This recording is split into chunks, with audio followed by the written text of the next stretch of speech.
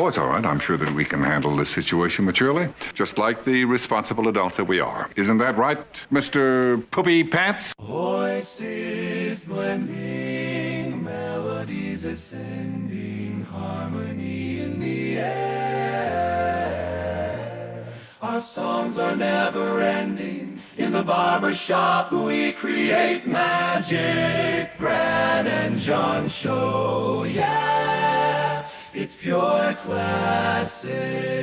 No instruments needed, just our vocal range. Notes flying high, it's our musical exchange. Tracy's station may try, but they can't compete. Our barbershop style, it can't be beat. Oh, the harmony of voices, so sweet. In the barbershop of life, our tunes will repeat. No need for instruments, no need for a band. Just the Brad and John show, the finest in the land.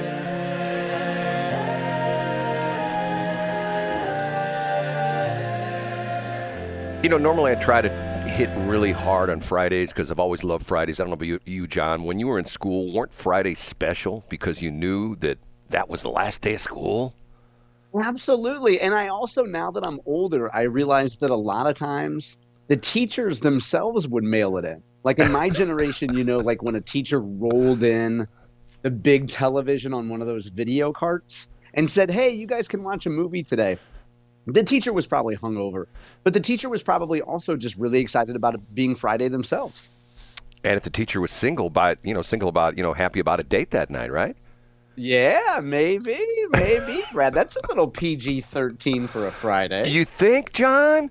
That is John Combest, Combest. I spell his name because you need to type that into your computer, put that into your laptop, your smartphone, whatever you have, your iPad, your tablet, JOHNCOMBEST, put a .com after it. You'll come up with his site. There's a plethora of links on there. There's all sorts of links that to interesting things that John thinks that you should know about in the state of Missouri. And we start the show off with this guy. His name is... I'm Casey Kasem. He does things like... We're on our way to the number one, and here they are. And now on with the countdown. And we start off with... In third place... Sipping on some scissor. Sipping on some scissor. Brad, are you a big fan of codeine drinks? Codeine drinks? Yeah, sipping a little scissor, a little lean. You ever sip a little lean, Brad? You're talking like codeine, like the drug codeine? Yeah, like cough syrup. You ever just go get a big old thing of NyQuil and go out with your friends, maybe go to the public park?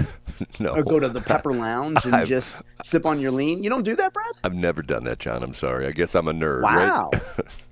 You really are a square. First, you won't smoke up with me in the Francis Howell pickup line, and now you're not going to sip lean with me. Well, Brad, some bad news for people like me who just love to sip on lean recreationally. The feds are looking at a series of break-ins in rural pharmacies throughout the country. Now, this is unique, Brad, excuse me, because there's been a trend over the last few years, and I believe the first major trend happened beginning in 2018, and it's still going on. There's a group of folks, and they believe that the ring is based in Houston, Texas, that will target rural pharmacies. And this is in the Post-Dispatch today. I should give credit to a woman named Katie Cole from the Post-Dispatch, who covers a lot of urban type of issues. And what's going on is these rings, Brad, they target rural pharmacies with the idea that a pharmacy, say in Hillsborough, as one example, will not have the same sort of advanced security system that you might expect from a big corporate pharmacy like a CVS or a Walgreens or something of that nature. So these folks go in and they will rob pharmacy for codeine and hydrocodone specifically, and then other high-value prescription drugs, and then be on their merry way. And as the Post-Dispatch points out, the robberies here have been in independent pharmacies, places like Hillsborough, places like Carthage, Missouri, even Ladue, Brad. And then these thieves skedaddle throughout the country. And the point is that the DEA and the feds are looking at these rings, and they've specifically pointed out some of these rural robberies. Now, one marauding pack was caught. A gentleman named, his last name is Cunningham, and then his partner was Tarvin Hamler. With a first name like Tarvin, I'm assuming he's an Asian fella. And they traveled through Illinois, Missouri, Indiana, North Carolina. And then they're essentially part of a bigger ring, right? These guys are just thieves that are part of a bigger ring. So, Brad, it looks like the price of codeine, it might be a little bit harder for people who enjoy sipping on a little scissor to get a little bit cheaper. There's going to be less supply out there, Brad, because the feds are really looking at this. Well, now, you mentioned Ladue. You mentioned all these rural places, and then you put in Ladue. I would hardly consider Ladue to be rural. I agree, Brad, but it tells me, and I think the reason why it was included in the story is because it's, right in the heart of the St. Louis area. And I'm guessing it isn't named in this story, but I'm guessing there was at least one independent pharmacy that wasn't part of a big chain that exists in Ladue. And then they could get on their merry way, I guess, hop on 170 or hop on 40 and then be off to Illinois.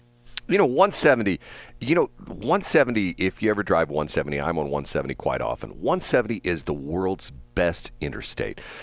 I mean, why is that? Well, now, are you being sarcastic or are you being serious? Rarely will you ever see anybody going more than the speed limit, 60 miles an hour. I mean, if somebody's doing 61, it's very unusual. And people stay in their lanes. And, matter of fact, there's a thing that, I don't know if you know this or not, but there's a thing that when you get on 170, like in Hazelwood or Berkeley, most of the guys who are driving, performance cars will actually get out of their cars and reattach their mufflers so that they don't create any noise while they're driving along 170.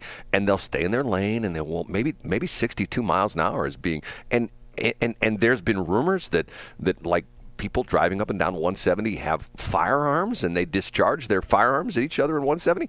Couldn't be further than from the truth. That's just that can't happen at all. Now, one of the things, though, one of the reasons why I think people drive so slowly is thanks to the Brad and John show.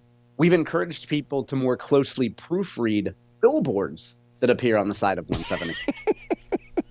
Yeah, that now that she's not running in the primary, the primary, the billboard's gone, and God, we need to talk about that, about what's going on in the general election. I had a discussion yesterday with somebody else that I said to them, it's not going to be all Republicans in November. And they, well, how do you know? I go, well, okay, it's called math, right? Idiot. Do you think that and nothing against Crystal Quaid? Do you think she has a snowball's chance in hell of beating Mr. Central Missouri, who used to be like North City guy? There's no way in the world. It's just not going to happen. It would be like you declaring, if you moved in the city and you declared as a Republican and you're going to run for mayor, your chances of running for mayor or getting mayor in the city of St. Louis are probably as good as you trying out for the Cardinals and pitching, the season opener next year. You know what I'm saying? It's just not going to happen. Yeah, well, every year, if we use that Cardinal analogy, Brad, it gets a little easier to probably make the Cardinals pitching staff, let's be honest. When you talk about lopsided elections, I don't know, is Casey around? He is, and John's giving me the clue. Move on, Brad, move on. Up a notch to number 2. Brad, it's been a few years since you've been a Little League coach, which you did graciously because, as I have it on good authority, Ali Marmol was performing poorly. None of the other dads would do it. So you were a coach. When you were managing Little League, Brad, was there a mercy rule? Did they have a mercy rule when you were? I don't mean to make you sound antiquated and old, but was there a mercy rule when you were a coach? Oh, yeah. Even when I played, there was a mercy rule. I think I can't remember a couple different leagues. I can't remember what it was, but yeah, you get to a certain inning, you're ahead by so many runs, game's over. Okay, yeah, and then there's also a rule where so for example, you might only be able to score 5 runs an inning. So in that way. If a team has a bad inning, after the first inning, it might not be 17-0. Right. Now, the beautiful thing, Brad, is that there is no mercy rule in American elections. You just try to run up the score. And that's what we're seeing from Josh Hawley.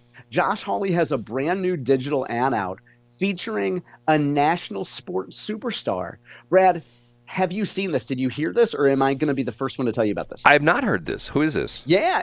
So Brad's It's Brad's. Josh Hawley's advertisement features Riley Gaines, who is at the center of the transgender swimming controversy. For folks who don't know, Riley Gaines was screwed out of the worldwide acclaim that she should have received because she had to compete against a male swimmer competing against females. Riley Gaines appears in a brand new ad for Josh Hawley and talking about how Josh Hawley stands up for women's sports. Brad, I bring it up and I bring up the mercy rule because of the fact that many of us for the next, 6 weeks, we're going to get text messages from the Hawley campaign, God bless them, that says, hey, we need your help. Hey, we need your help. Hey, Democrats are targeting me. We need your help. That's not exactly true. Josh Hawley doesn't need your help. My apologies to the Hawley people. But Josh Hawley doesn't need your help. Josh Hawley is going to win by a wide margin. But this is an example, Brad, of candidates like Josh Hawley want to run up the score. They want to spike the football. And we talked about it a few weeks ago, Brad. There is a big difference if you happen to have national political ambitions. There's a big difference between winning a Republican state by 12 points and winning by 15. And there's a big difference between winning by 15 and maybe winning by 17 points. So Josh Hawley isn't taking, the campaign line is probably, we're not taking anything for granted. We're going to compete in every corner of the state or whatever. But really, Josh Hawley is looking to run up the score here. The ad is awesome, Brad. It's 30 seconds. I have it up today, and you should check it out. Anything Riley Gaines does is going to get a lot of attention. So this is really smart by Hawley's campaign. I heard an interview with her yesterday, and I heard her talk about something that I've never heard her referred to before. Do you know what she was already approved for? She had already been admitted to. You know what advanced degree she was going to get? No, I don't know. She was going to be a dentist. No way, really? Yes, she had already applied. I can't remember what school she said. I missed that, but she talked about the fact that she had already been accepted. She was going to be a dentist, and that's something she always wanted to do. And it was really interesting her saying this because she was asked the question, well, why? What happened? And she said that when she was on the podium with Leah Thomas and nobody was saying anything, and if you know the other crazy story about this is they actually tied. They tied, so they were like co-winners, and there was only one trophy, and she was told she was not going to get the trophy. It was going to go to Leah because they had to give it to Leah because that would be bad optics if they gave it to her instead of Leah. Wow, I didn't know that part of the story. Oh, yeah, it was pretty interesting. She said, you know what? And she said a couple days went by, and nobody said anything. Nobody really got upset. And she told the story about how, the administrator from her school or coach or anything like that said they were not supposed to say anything about the fact that he was prancing around the locker room with his twig and berries out and that kind of stuff. They were not supposed to say anything about that, and nobody said anything. So she got to a point almost to the point where she was going like, okay, if nobody else is going to say something, I'm going to say something. Yeah. And that's how the whole thing started. And wow. And from there, it just has taken on, she's like big star now. I mean, everybody knows who she is. She's on TV all the time. She has a new book out and that kind of stuff. And I thought that was interesting because of the fact that once again, there are, I think all of us can look back in our lives and go, okay, I came up to this fork in the road and I went left. What would have happened if I would have gone right? You know what I'm saying? Yeah, absolutely. And then you look at it too. You always you try to look at it from the prism of the greater good. And she would do good if she went on to, if she went on to dental school or whatever, and she was giving people, checkups every 6 months, and she was filling cavities and doing root canals. That would be serving a good for sure. But also think of the greater good she has done by foregoing her own professional career and going out and saying, I'm going to stand up for women. Like, it's not right what's happening. She is doing so much more good doing this by doing what, she could always go back and be a dentist, Brad. Yeah, and look at my situation. Here I am a senior in high school, and I'm in the St. Louis Science Fair. The dean of the Washington University Engineering School comes up to me and offers me a 4-year full tuition scholarship to study electrical engineering at WashU. And I say, no, I want to be on the air with John Combest on Friday mornings doing the top 3. No way do I want to become an electrical engineer and design circuits and make tons of money and retire at 55. No way do I want that. Right? That's right. Now, see, Brad, when I was starting to talk about Riley Gaines, I was actually thinking about you. Yeah, right. And jokes aside, you could have been a generic engineer and you could have worked at some generic company, and you would not nearly have had the enjoyable life experience you've had, and you would not have met nearly as many people and had the life experience that you have had if you had been sitting behind a desk doing engineering stuff. I don't know. I mean, sometimes I think that might have been the better path. I mean, I could be like my brethren, the people who are my age group who are all playing pickleball at 2:00 and then going to Harpo's and throwing back some brewskis and on Facebook talking about, oh, this weekend we're going to the Apple Fest in Wisconsin, and then next weekend we're going here and we're going to go on a 3-week cruise. I'm thinking to myself, man, I missed it. All those things. Yeah, you don't miss that at all. And you know what, Brad? If you were falling for that, you would be falling into the boomer Facebook trap called compare and despair. It's where old people in their 60s look at what other old people are doing on Facebook and say, I should be at the Apple Festival too. I don't want to go to Home Goods. I don't want to clog up the lane at Walmart so John can't get his food and get in and out. John, no, it's compare and despair, Brad. John, have you kept up with your things on the bjshow.co glossary page? I haven't yet. I haven't added anything in about 2 weeks. Compare and despair. That's a good one. And Thank you. I didn't invent that, but it's a pretty popular colloquialism, I'd call it. It's when you go on social media and you see, if you're a young woman, you see that hot chick on a boat somewhere in Miami because some sugar daddy is paying for there, and you're like, why is my date taking me to Applebee's and wants to know if I want to see Despicable Me 4? You know what I mean? Like, why is she with that guy that's got a lot of money and my guy's driving a Honda Accord? That's compare and despair. Okay. One of our listeners gave me the name. We'll do that next break. One of our listeners who is very, very, very, very intelligent. And by the way, she just loves you, John, by the way. Would she call herself the smartest woman in the world? No, this is not the smartest woman in the world, although she could probably be right up there with the smartest woman in the world. Matter of fact, they could be co-smartest women in the world. But you know how you named my bill of prostitution, we're going to legalize prostitution for Missouri, and you called it, the advertising campaign would be titled Escorts for Education? Yeah. Okay, she has named my bill of how in the state of Missouri women have to be 10 years older than men to get a driver's license, to get a marriage license, because what happens, you go to the old folks home and all the old ladies are there because their husbands have died 5 or 10 years ago. There are all these widows around. So I say, to combat that, we put a law in that women have to be 10 years older than the man to get married, and that way they'll die about the same time. And she has named that, and I will debut that next break, okay? And we have I can't wait to hear it, but we still have something else to do. I was going to say, we have to do one more, and that is the number one. So we go from the frivolous. We go from something that's not really serious, like pretending that Josh Hawley has a re-election campaign.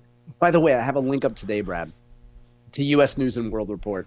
All these established media outlets do ranking of top Senate races, and every week they come out and point out Josh Hawley doesn't need anybody's help. He's in the safe Republican seat. But Brad, from the frivolous to the serious, Josh Hawley was on Fox yesterday talking about the lapse at the Secret Service and what happened in Pennsylvania. Now, Josh Hawley does a lot of speaking to whistleblowers. Like, he doesn't give a lot of facts up front, but then as facts emerge later, he's able to talk more about it. He just signaled on Fox News yesterday that his whistleblower, who he's talked to, has talked about the fact that the lead advance person in Pennsylvania assigned to the entire Donald Trump operation failed one or more training exams, Brad. So the implication here, before all the rest of the details come out, the implication is that the Secret Service took somebody that at least once couldn't pass their basic training exam and put them in charge of the Donald Trump investigation. The clip that I linked to today has sound bites from other congressional leaders, other Republicans, talking about what they were briefed on at the Capitol about the failure of the Secret Service to keep Donald Trump safe. So I would suggest folks read it. The Josh Hawley piece is about 50% of that clip, so go check it out, Brad. John, does that really surprise you? I mean, we've already found out that, what was it? They took a bunch of there were quite a few people on that detail with Trump who weren't really even Secret Service agents. They were was it Department of Homeland Security people? Yeah, and sorry to interrupt, Brad, but also one of the things that Josh Hawley has pointed out is that more evidence is coming out, or Josh Hawley says he has heard that the Department of Homeland Security is trying to suppress a lot of the requests for information already, or I should say continuing to deny requests for information because Homeland Security doesn't want to be implicated in any of this either. You know what you classify that as, don't you? What's that? CYA? No, NSS. Oh yeah, that's a little bit of Sherlock detective work, right? No, Sherlock, right? That's what NSS stands for. Okay, it's time to take a break. We have to be we don't have to. What we do, we have to pay some bills and keep our transmitter on the air. Thanks for checking out the Brad and John Show podcast. This segment of the show is brought to you by John Combest's book, Stalking, Harassment, Internet Trolling, A Guide to Recovering and Rebuilding After Online Attacks. It's a great reference if you've ever been the unfortunate target of a social media attack. It's available on Amazon. Just search John Combest. That's Combest, John Combest, and the book will show up in your search results. Now it's time for another segment of the Brad and John Show. Can you handle it?